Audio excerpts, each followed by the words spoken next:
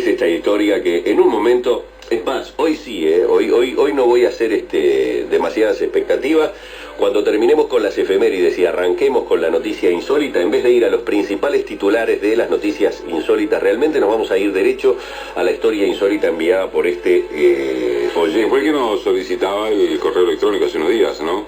Exactamente, exactamente. Bueno, le voy contando que estamos en un 31 de octubre, que ya se fueron 305 días de este año, y como le dije anteriormente, son 61 los que nos quedan para que termine el año. Pausa, compacto de las 14:30, y voy con la historia fantástica, con la linda, con la uruguaya, para que ustedes la compartan con nosotros. Seguramente les va a encantar en el cierre de este Legicarro.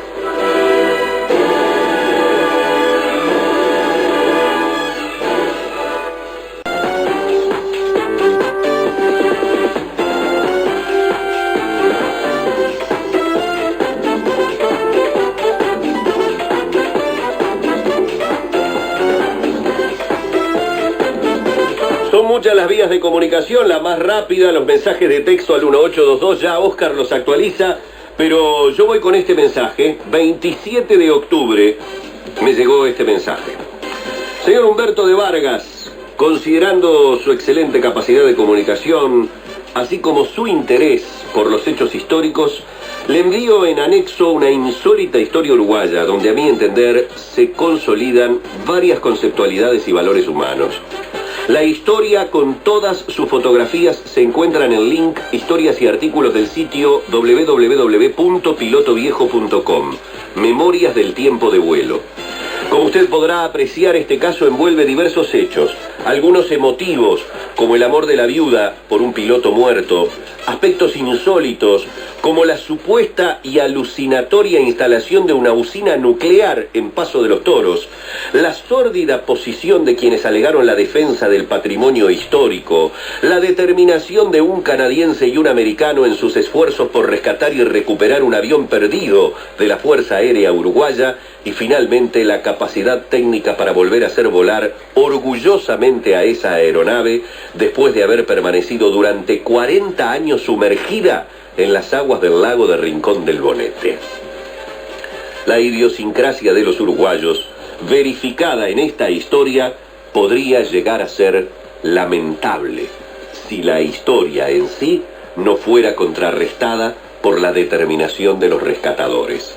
Espero que la historia de el Mustang FAU, Fuerza Aérea Uruguaya, 252, un avión que no muere, pueda hacerle un material digno de consideración y que tal vez a usted le resulte tan conmovedor como a mí me pareció. Cordialmente, licenciado Alexis Martínez. Alexis, vamos a comenzar a leer tu historia. No tu historia, sino la que tú nos envías, en un momento cuando Fernández me actualice todo lo que dice la gente a partir del 1822. Le voy a dar los titulares de esta historia que comienza hoy, y que va a tener sus varios capítulos, porque son diferentes los capítulos entre sí. Es interesantísima realmente. Le voy a dar titulares. Acá está mi amigo Quique Méndez, que me va a poner la cortina musical adecuada. Eso, bueno. Titulares de lo que será esta historia insólita. Un avión que fue construido para una guerra que ya había terminado y que luego fue enviado al Uruguay para una guerra que nunca comenzó. Un avión que lleva a la muerte en un lago a un joven aviador y que casi 40 años después es recuperado del fondo de las aguas en presencia del sobrino del piloto fallecido. Un hombre que sueña desde su adolescencia con poseer un Mustang, finalmente cumple su sueño y reconstruye el FAU 252 pieza por pieza hasta que queda pronto para volar de nuevo. Una revista de historia aeronáutica que hace continuar el viaje de los recuerdos al publicar un artículo sobre el avión reconstruido. Una página en internet que transmite al sobrino la historia contada por uno de los testigos presenciales, lo que le hace decir: gracias por este recuerdo del tío que nunca conocí. Historias, recuerdos, pasiones, reencuentros, memorias del tiempo de vuelo en esta historia del FAU 252. Les cuento. Los North American F-51D Mustang llegaron a Uruguay en 3 grupos. Estamos hablando de finales de 1950. El primero de ellos, el Grupo Rojo, llegó el 22 de noviembre de 1950. El Grupo Azul llegó el 24 del mismo mes y el Grupo Blanco aterrizó en Carrasco el 4 de diciembre de 1950. Eran 23 aviones que con otros 2, que finalmente arribaron por barco, completaron los 25 que había comprado el gobierno uruguayo, junto con 11 bombarderos B-25J y 3 transportes C-47. Los hechos políticos en la vecina República Argentina obligaban a Uruguay a reforzar sus defensas militares. En mayo de 1951 se creaba el Grupo de Aviación número 2 Casa y recibía como dotación de vuelo los 25 Mustang F-51D. Entre estos Mustangs estaba el avión que tenía el número original de serie 44-63476 de la United States Army Air Force, al que se le adjudicó aquí en el Uruguay la matrícula 252 de la Fuerza Aérea Uruguaya. El 8 de agosto de 1955, el FAU 252 se estrelló en el lago de Rincón del Bonete durante un ejercicio de tiro real, matando a su piloto y desapareciendo bajo las aguas del lago. Fue el primer accidente fatal en los F-51. Casi 20 años después, volando T-333, el recuerdo de ese accidente se mantenía vivo en cada briefing previo a las misiones de entrenamiento de tiro real.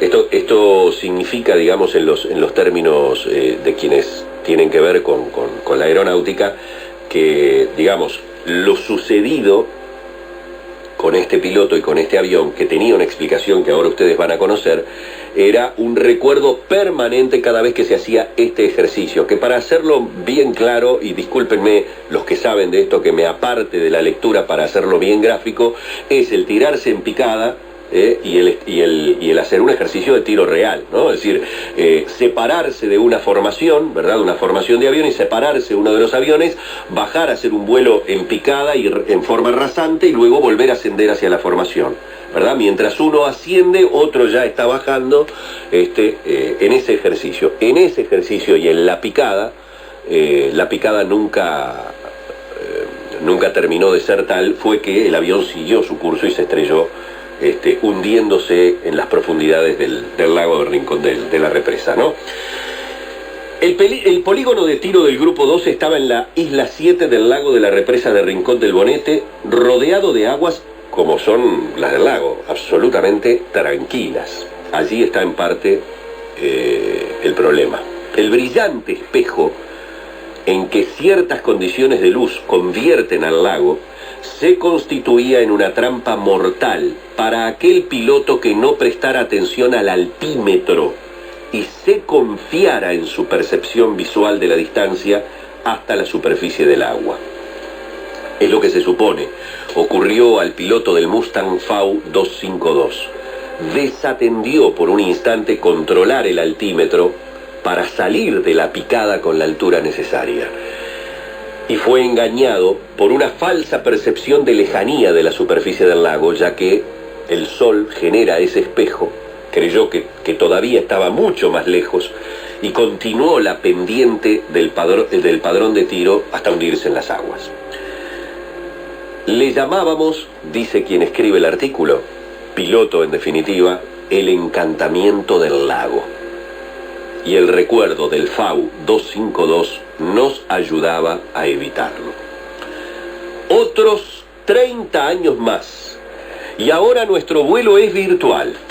Volamos por internet en una autoimpuesta misión de rescate de los objetos gráficos y sonoros que nos recuerdan los aviones que volamos y de las historias que nos recuerdan aquellos con los que volamos.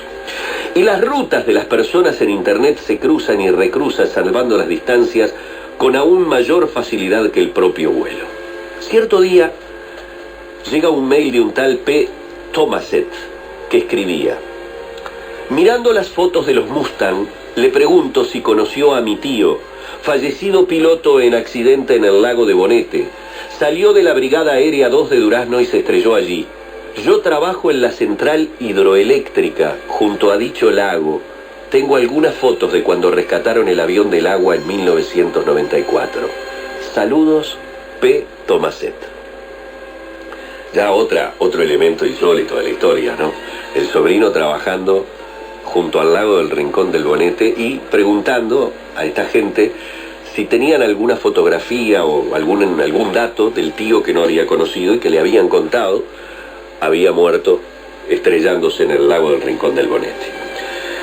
Dándome cuenta que no conocía bien la historia del accidente de su tío, puesto que en realidad el vuelo que terminó en ese accidente había despegado de Carrasco, le contesté con el siguiente mensaje: estimado P. Tomaset, no tuve el honor de conocer a su tío Jorge, porque recién ingresé con 16 años a la Fuerza Aérea en 1965, 10 años después del accidente en el lago del Rincón del Bonete. Pero sí conocía del insuceso. 20 años más tarde, el conocimiento de las circunstancias del mismo nos servía a los pilotos que realizábamos idénticas maniobras de práctica de tiro para evitar similar accidente cuando la superficie del lago, tan quieta que literalmente no se ve, que es lo que se supone le ocurrió a su tío. En realidad, la escuadrilla de 4 aviones de la que formaba parte el teniente segundo Jorge Tomaset había partido desde Carrasco. Como muy posiblemente sea de su interés, transcribo lo escrito por el historiador oficial de la Fuerza Aérea, el teniente segundo aviador retirado Juan Maruri, que detalla las circunstancias de lo ocurrido ese 8 de agosto de 1955. Maruri sabe bien lo que pasó ese día, no en su carácter de investigador, sino porque era uno de los pilotos integrantes de la cuadrilla y presenció el accidente. Sobre lo relatado por quien vio a su compañero en el aire caer y desaparecer, devorado por el lago, charlamos después de la última pausa en el Ejicarbe.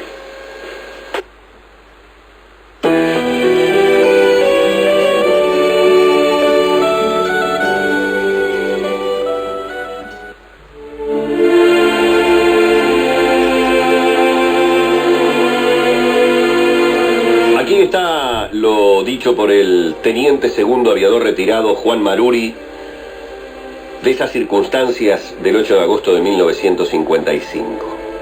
El día 8 de agosto de 1955, lluvioso y gris, sin mucho viento, se planificó una misión de bombardeo a la isla número 7 de una formación de 4 F-51 que bombardearían individualmente con bombas de ejercicio de 100 libras en pasajes bajos. El guía de la formación, o número 1, el capitán Jorge Borad, en el F-51 número 250. El número 2, el teniente segundo Jorge Tomaset, en el número 252. El número 3 y guía de la segunda sección, el teniente segundo Juan Maruri, en el número 266, y el número 4, el teniente segundo Juan A. Dobrich, en el número 265. Luego de arribar al lugar, aproximadamente a la hora 14, el número 1 descendió en forma individual para realizar su ejercicio, mientras la formación, ahora guiada por el número 3, se mantenía arriba a unos 2000 pies. Cuando el capitán Borad finalizó su lanzamiento, fue ascendiendo hasta la formación mientras descendía el teniente Tomaset para realizar el suyo, que sería controlado, al igual que el número 1, por el número 3. El aparato del teniente Tomaset, colocado en la trayectoria hacia la isla número 7, en una picada suave, quizá a unas 280 millas indicadas, chocó contra la superficie del lago, que en esos momentos parecía un espejo. Desapareció en segundos, luego de haberse destrozado con el impacto, quedando el lugar donde se hundió con círculos concéntricos que marcaban el sitio del accidente. Enterado el capitán Borad de la tragedia, que no la pudo ver por estar ascendiendo hasta la formación, ordenó a la segunda sección que se desprendiera de las bombas sobre el lago y se dirigiera a Carrasco, aterrizando él en la pista de césped de la base aérea número 2 para que allí se tomaran las urgentes providencias del caso. Ese fue el primer accidente fatal con los F-51 en el que perdimos al primer compañero de nuestra promoción. Esto es un fragmento de La historia de los Mustangs en la Fuerza Aérea Uruguaya de Juan Maruri.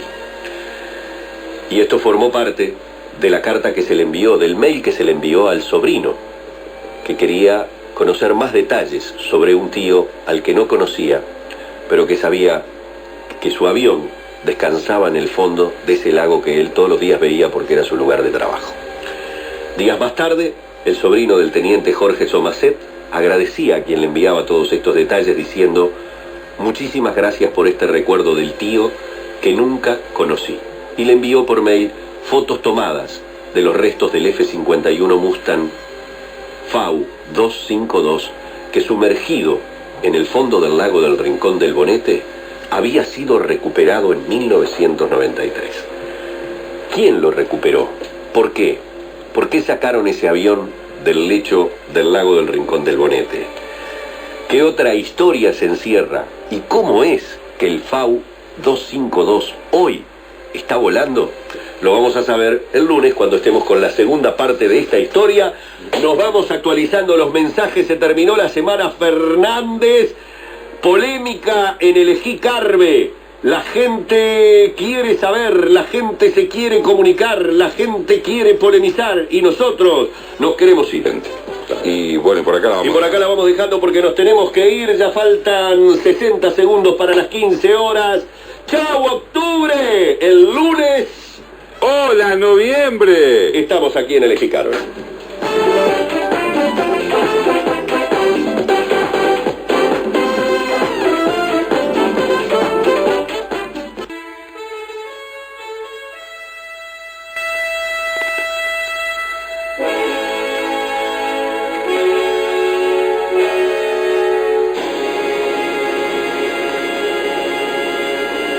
Que en realidad nunca comenzó, con referencia al armamento y pertrechos que Uruguay comenzó a preparar debido a la inestabilidad en la República Argentina. Un avión que llevó a la muerte en un lago a un joven aviador que sigue siendo muy recordado al día de hoy porque cuando se realiza ese mismo ejercicio de tiro sobre el lago de la represa del Rincón del Bonete, se habla del encantamiento del lago, del espejo de agua que hace que, si el piloto se confía en su vista y no está pendiente del altímetro, puede creer por ese espejo de agua que se genera, por esa ilusión óptica que genera el sol reflejado sobre el lago, que la superficie del mismo se encuentra mucho más lejos de lo que realmente está. Y fue lo que sucedió con este Mustang FAU 252 que terminó en el fondo de las aguas. Casi 40 años después, recuperado de ese lecho en presencia del sobrino del piloto. Ingresábamos a enterarnos de qué manera un hombre que soñaba desde su adolescencia con poseer un Mustang finalmente cumplió su sueño reconstruyendo el FAU 252 pieza por pieza hasta que quedó pronto para volar de nuevo. Este hombre, que va a ingresar a partir de este momento en nuestra historia, luego que dejamos atrás la historia del teniente Jorge Somacet, que fue quien falleció en ese accidente, y el recuerdo para su sobrino, que luego de conocer el fragmento de la historia de los Mustang en la Fuerza Aérea Uruguaya de Juan Maruri, agradeció por ese recuerdo del tío que nunca había conocido.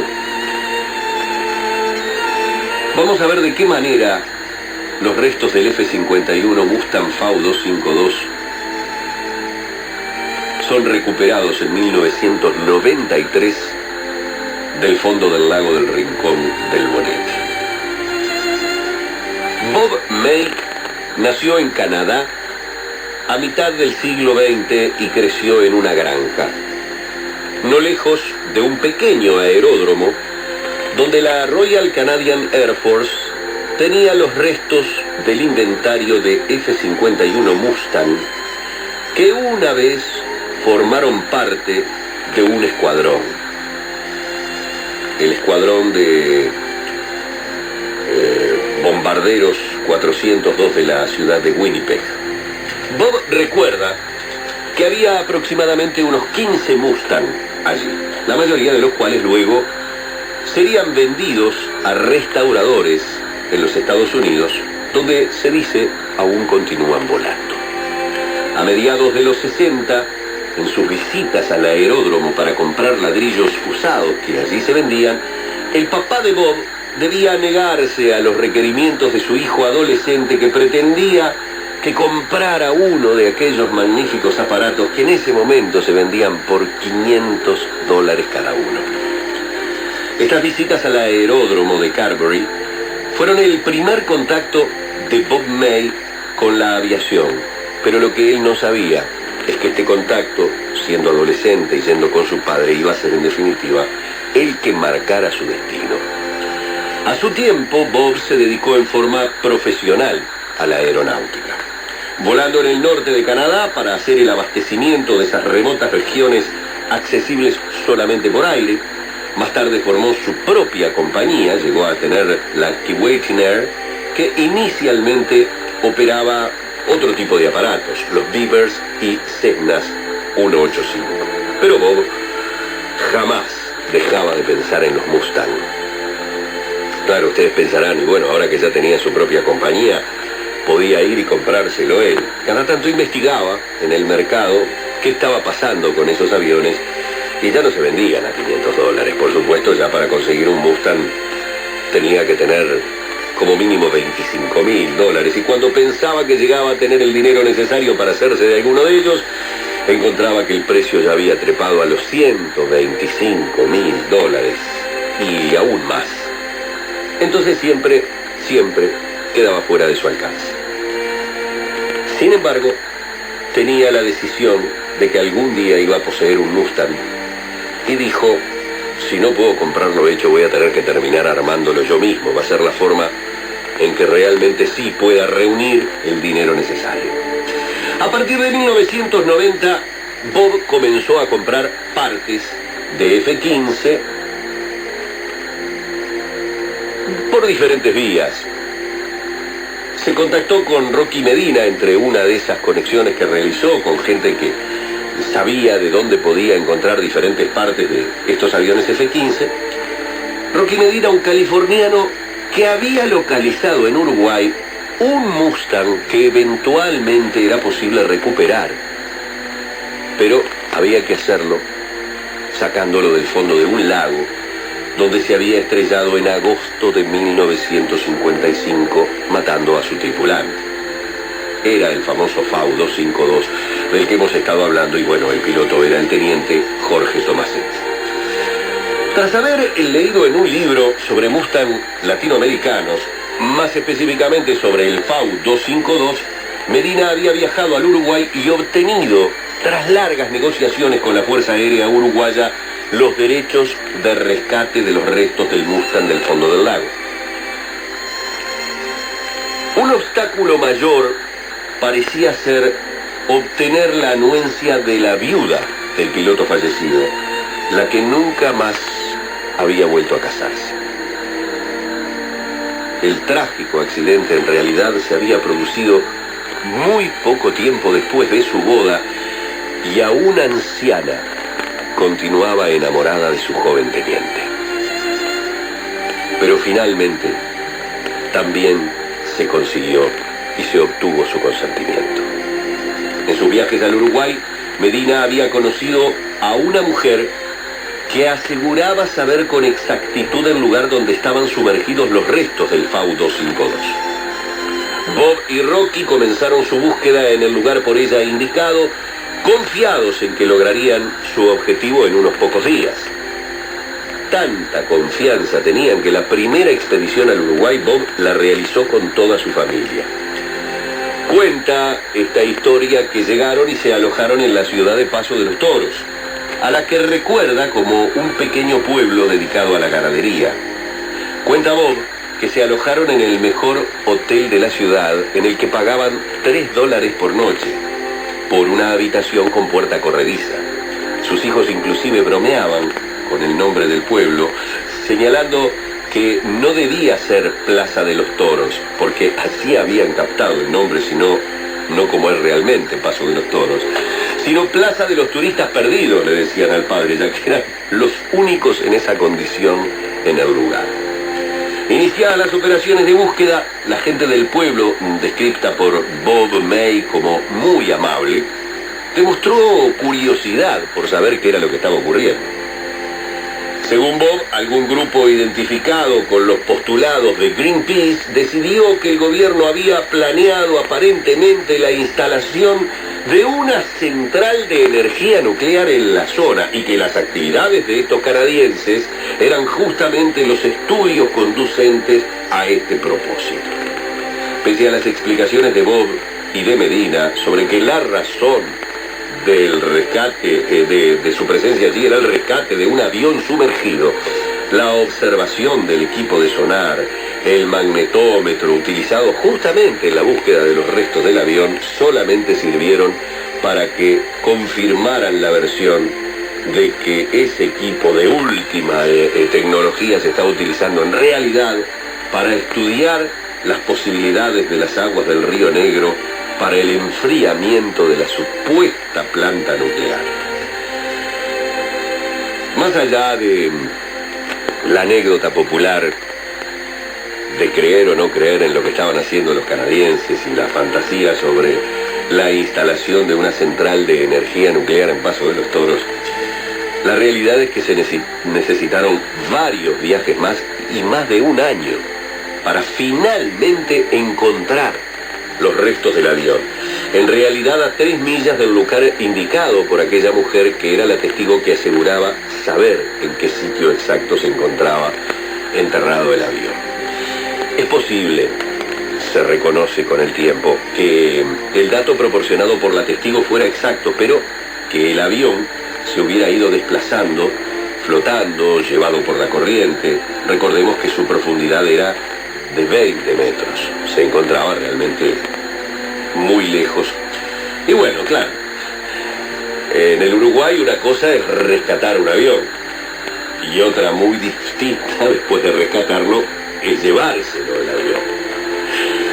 Sobre esta parte de la historia seguimos después de esta pausa.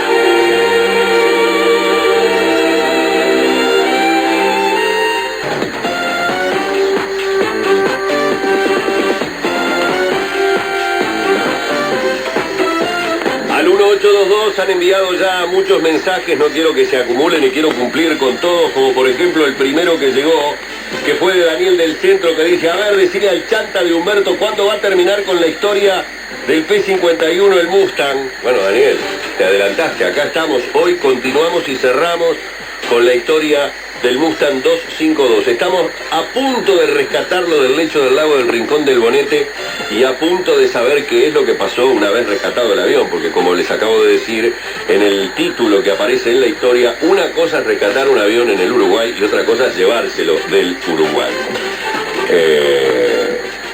Hoy sí conoceremos las tan esperadas historias, dice Eduardo. Sí, señor Eduardo, estamos redondeando ya.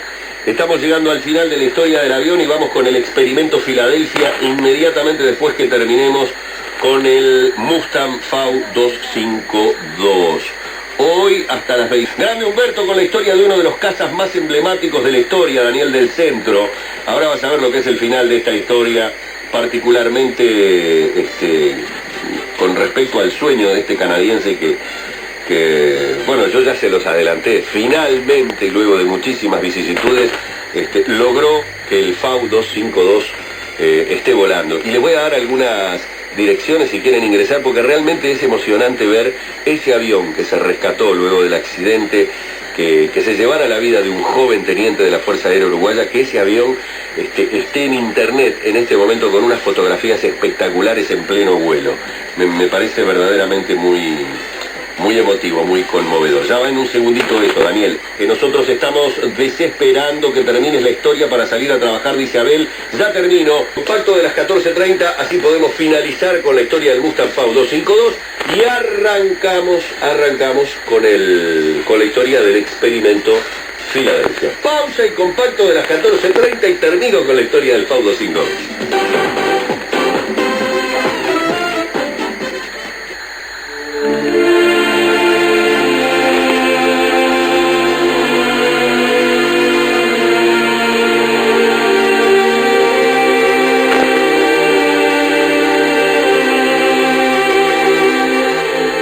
cosa es rescatar el avión, otra muy diferente es llevárselo. La prensa no demoró en llegar y tras haber desaparecido el tema de la central nuclear, otro surgió y claro, tomó carácter de escándalo público. El de la defensa del patrimonio histórico. Causado por lo que se hizo aparecer como el intento de robo de un tesoro nacional. Ante ello, las autoridades de la Fuerza Aérea y del Museo Aeronáutico debían tomar alguna acción al respecto. Y aunque la Fuerza Aérea nunca incautó los restos, a Bob May y a Rocky Medina les llevó 2 años más lograr llevar el FAU-252 o lo que quedaba de él para los Estados Unidos. Para ello tuvieron que, asesorados por la propia Fuerza Aérea Uruguaya, que según Bob debió salir a salvar la cara, demandar al Estado uruguayo por el costo de la búsqueda y el costo del rescate del avión. Finalmente, ese costo se evaluó en un precio que la Fuerza Aérea Uruguaya saldó con la entrega de los propios restos del FAU-252. A finales de 1994, todas las partes rescatadas del fondo del lago fueron embarcadas para los Estados Unidos. Las fotografías de esos restos muestran un increíble buen estado de conservación de algunos de los restos del avión, lo que probablemente tenga como causa que estaban enterrados en el lodo del fondo del lago, preservados justamente por ese fango de la destrucción que provoca el oxígeno. Sin embargo, otras partes, como el fuselaje, estaban considerablemente deterioradas por la corrosión.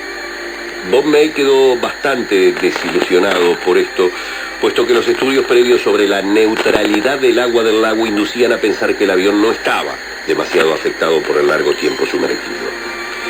Muy probablemente eso hubiera ocurrido así si el avión hubiera estado hundido en aguas quietas, pero el fuselaje no estaba enterrado en el fango del fondo del lago, sino que estaba expuesto permanentemente a la corriente de las aguas hacia las turbinas de la represa en un continuo proceso de oxidación. Sin embargo, Bob no se fue con las manos vacías. La placa de identificación de fábrica, el elemento más valioso, estaba en perfecto estado, con sus datos perfectamente legibles, y finalmente durante la reconstrucción se utilizaron varias otras partes de lo rescatado en el lago. Rueda, hasta el neumático en excepcional estado de conservación, la parte superior de lo que era el fuselaje, el impecable estado que presentaban los tubos de escape y los cables de encendido, los comandos del motor y compensadores de superficies de vuelo, en fin. Bob May envió el FAU-252 a Dakota del Norte, donde lo empezaron a desmontar, a separar parte por parte para saber cuáles eran aquellas que estaban en condiciones de ser reutilizadas. Fundamentalmente brackets y conectores. La búsqueda de partes para el Mustang, mientras tanto, nunca había cesado. Una sección completa de la cola se encontró, por ejemplo, en Winnipeg, mientras a donde había llevado allí en Dakota del Norte al Mustang 252, Bob May, se continuaba con el trabajo de reconstrucción en otros sitios también vinculados a la reconstrucción de aviones. Por ejemplo, se ponían a cero las alas, aunque utilizando lo que era posible de las partes extraídas del FAU-252. Finalmente, el fuselaje se envió a Illinois para hacer el trabajo de detalles. Cuando alas y fuselaje estuvieron terminados, todo volvió nuevamente a Wapton para el armado final. El motor llegó de Quebec y había sido puesto a nuevo. Aunque la meta del proyecto era la autenticidad en la reconstrucción, hubo un detalle que no me parece menor en toda esta historia. Al Mustang se le agregó otro asiento en la cabina. ¿Saben lo que dijo Bob May? Un purista podrá decir que por ello no es exactamente igual al original. Sí, es cierto. Pero no me puedo imaginar tener un avión como este y no poder llevar a alguien a dar una vuelta. Su deseo de siempre era pintar el Mustang con los colores canadienses, pero ninguno de los esquemas usados por los Mustang le parecía adecuado, los esquemas utilizados de pintura, y en su mente se mantenía el recuerdo de aquellos F-51 del escuadrón inicial, el de su adolescencia, el que quería que su papá le comprara cuando salía en $500, que había sido en definitiva el origen de su pasión por estos aviones. Cierto día estaba conversando sobre su proyecto Mustang con el dueño de una tienda de hobbies, cuando entró un hombre que se interesó en la conversación que tenía. Le preguntó de qué estaban hablando, de qué se trataba, y le dijo que tenía una diapositiva a color de un Mustang de aquel viejo escuadrón de la ciudad de Winnipeg. Por lo tanto, el ex-FAU 252 fue pintado copiando exactamente el esquema mostrado por esa diapositiva que, por extraños designios del destino, llegaban ahora a manos de Bob May. Otro hecho Spielbergiano, si se me permite el término, fue el siguiente. La nueva matrícula estadounidense N63476 coincide con los últimos dígitos del número de serie USA Air Force del avión 44-63476. El mismo número. Para que ello fuera así, Bob localizó al dueño de la aeronave que ostentaba esa matrícula, N63476, que era un pequeño avión de turismo, y lo convenció de que le cediera esa matrícula al Mustang a cambio de una pintura general para el anterior N63476. En agosto de 2004, 15 años después de que Bob May iniciara su proyecto y 50 años después de desaparecer en las aguas del lago de la represa de Rincón del Bonete, el FAU 252, ahora N63476, Escuadrón Ciudad de Winnipeg, volvió a volar. Este Mustang, que ustedes pueden encontrar en fotografías tomadas en diciembre del año 2005, bellísimo, novísimo. Este Mustang que ustedes pueden encontrar, reitero, en estas fotografías, en la dirección www.pilotoviejo.com, www.pilotoviejo.com.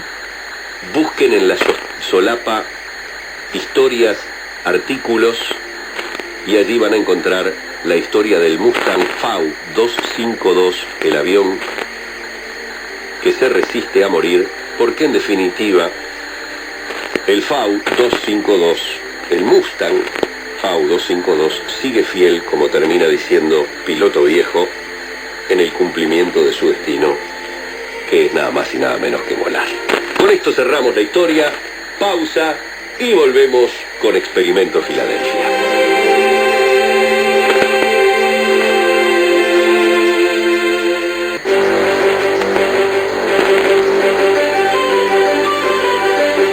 Transmite CX16 Radio Carve, Montevideo, Uruguay, en 850 kHz.